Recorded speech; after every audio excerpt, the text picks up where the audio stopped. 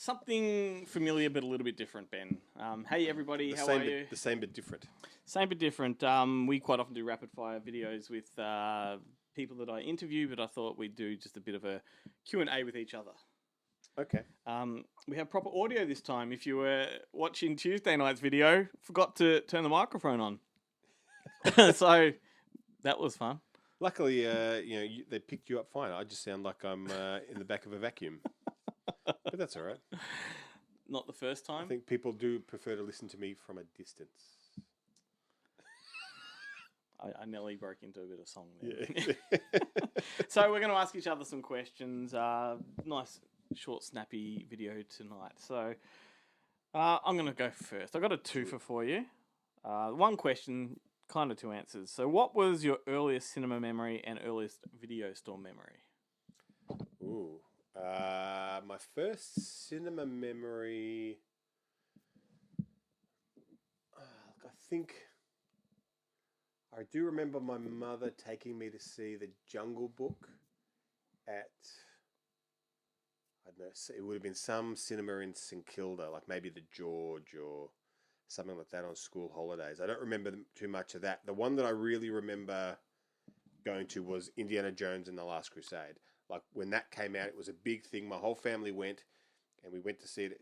Chatston had just opened like the Hoyts 8. Mm-hmm. That was a big thing, and it looked completely different to what it looks like now. It used to kind of descend into this almost a pit, and in the middle was the middle around where you went into the kind of the lined up to get your ticket scanned. Yep. Was where the arcade games and stuff were. It was a really weird kind of layout. Yeah. And the kind of candy bar. And I remember seeing that. And I saw Last Crusade at the cinema. It was great. I remember it very, very vividly. It was, that was fantastic. So that's my first, I think that's, probably my first, my almost strongest early cinema memory. And I wouldn't have even been that young, I don't think. No, because that would have come out, you were around about my age, I think. So that would have come out when we were sort of 8 or 9 or 10. What was Last Crusade? 89. 89. So I would 10. have been 10. Yeah. That was a great experience. Most of my earliest cinema experiences were at the Ware Street Cinema in Montmorency, which hasn't been there for many years. Right. It was a Rotary cinema run by the Rotary Club. The Rotary Club. Yeah. And if you go to my link, if you find my LinkedIn page, it's my banner profile. Yeah, right. Yeah, the old Ware Street. The old cinema.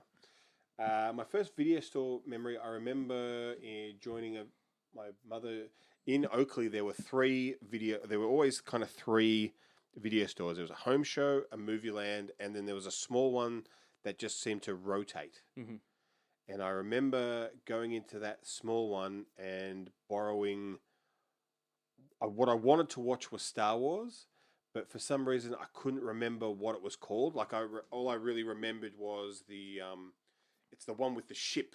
The movie starts with the ship going over the opening of Star Wars of New Hope is the Star Destroyer coming over the thing, and that's the one I wanted to see. And instead, I grabbed, I think, the Sorcerer, the Archer and the Sorcerer, and it was that one, and maybe.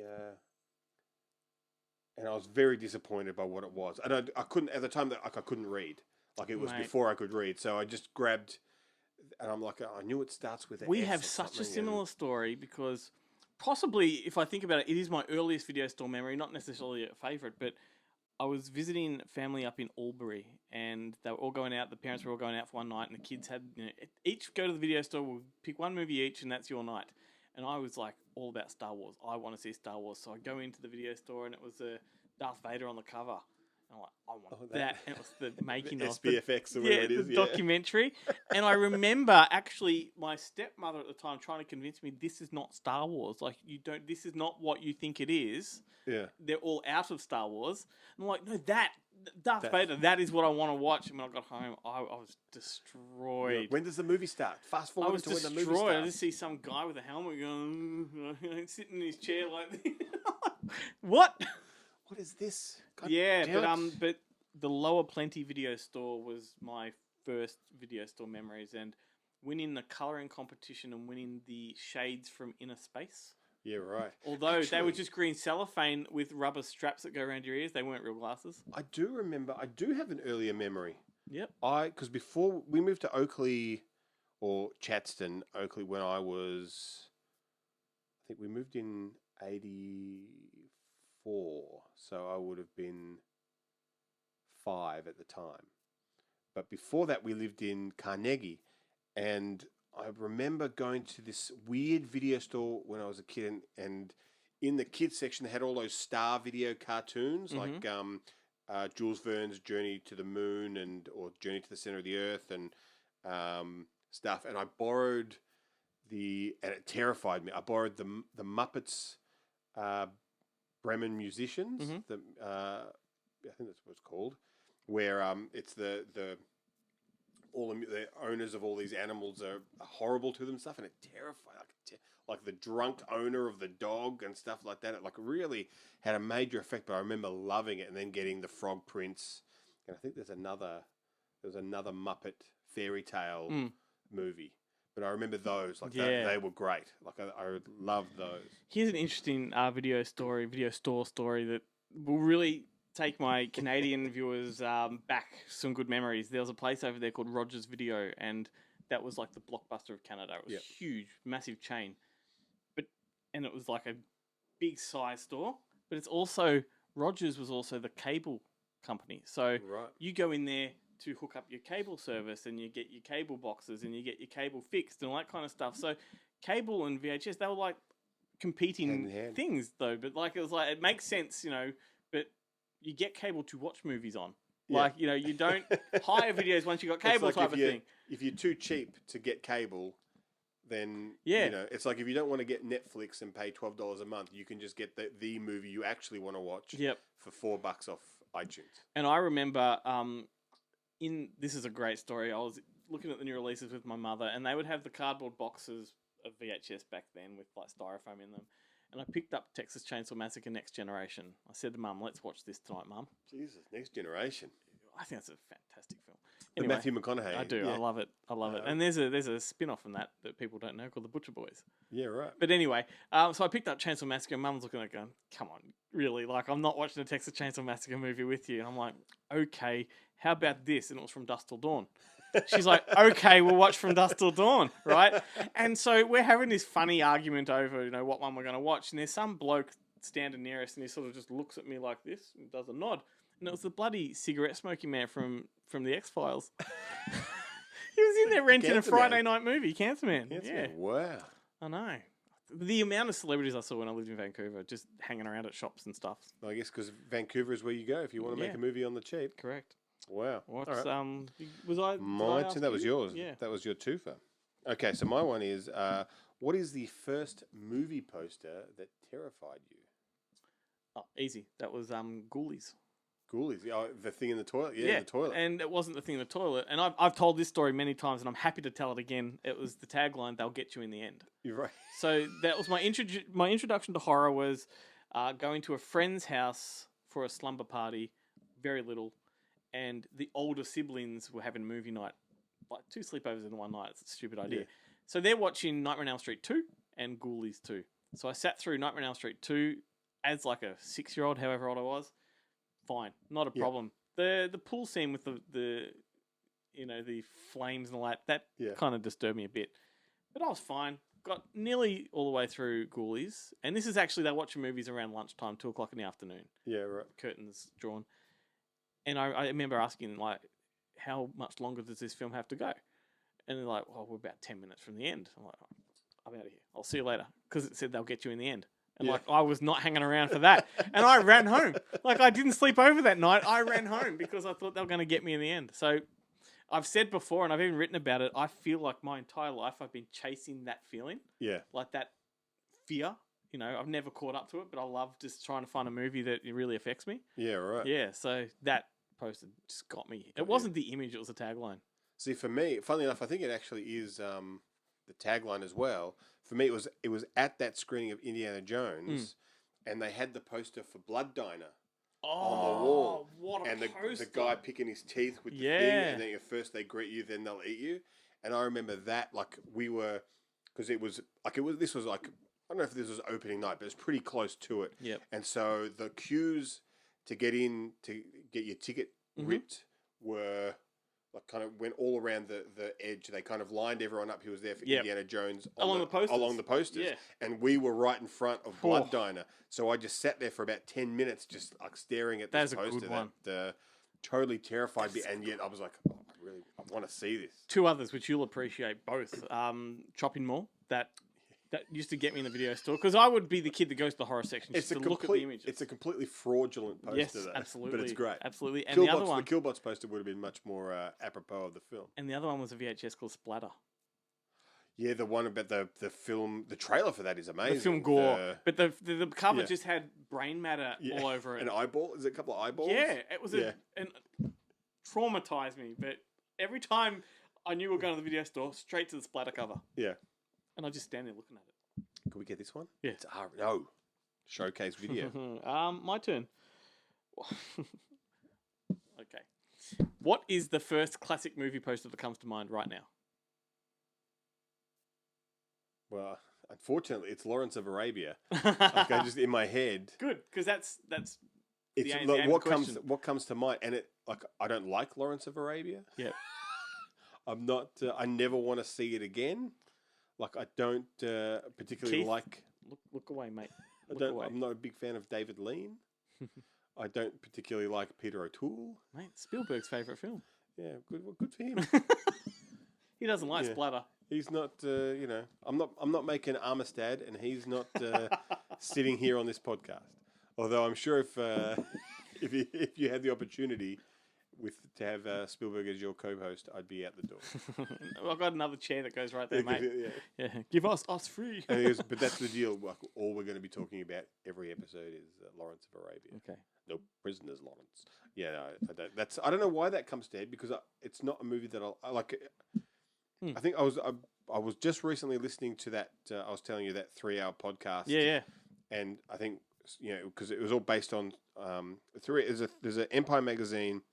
Have a podcast, and one of the episodes on the podcast, it's a 3-hour conversation between Quentin Tarantino and Edgar Wright, and they've basically got this list from Edgar Wright emailed Scorsese after Scorsese had already done this list of 100 films or whatever it is, or 50 top films that you should check out. Yeah.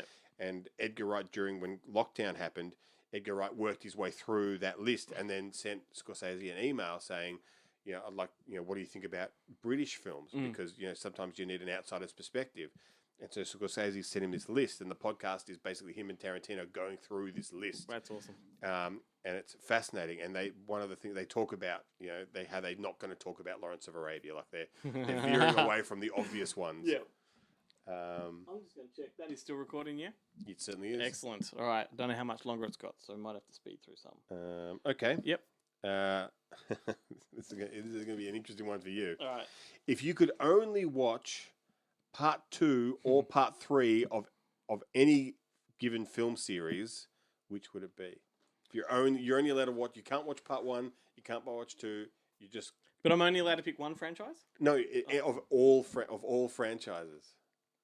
So you can only watch Police Academy 3 or Police Academy 2.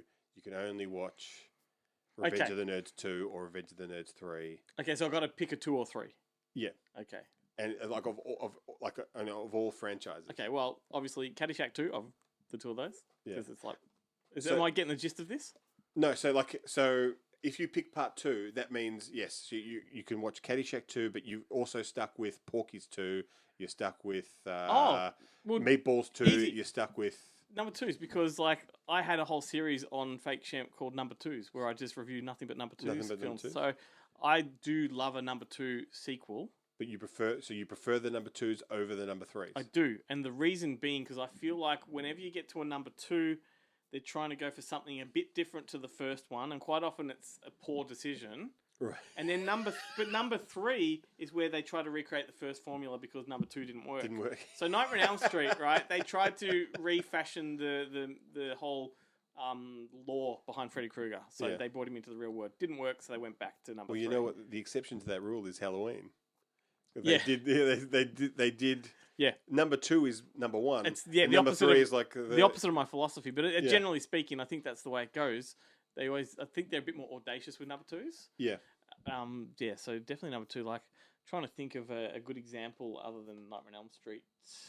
Well, Evil Dead 2 was interesting because they It's basically a remake of number it one. is. They're like, we loved what you did. Here's more money. Yeah, do it again. Do it better. Do it again. Yeah. Yeah, just number twos. I'm fascinated by them. Yeah. Okay. Cool. Yeah. Did I get the gist of that? I wasn't sure I was comprehending it. Yeah. RoboCop 2 is pretty good. Like RoboCop 2.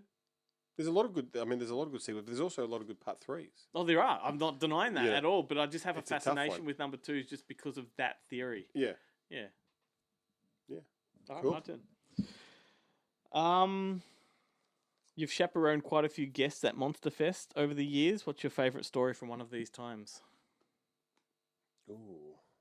Well, when we, I do remember when we had Linda Blair.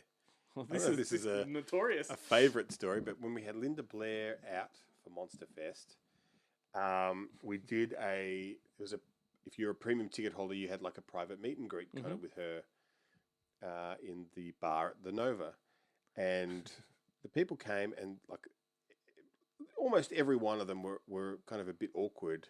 Like you had Simon and a couple of the regular Monster Fest thing. They were all fine.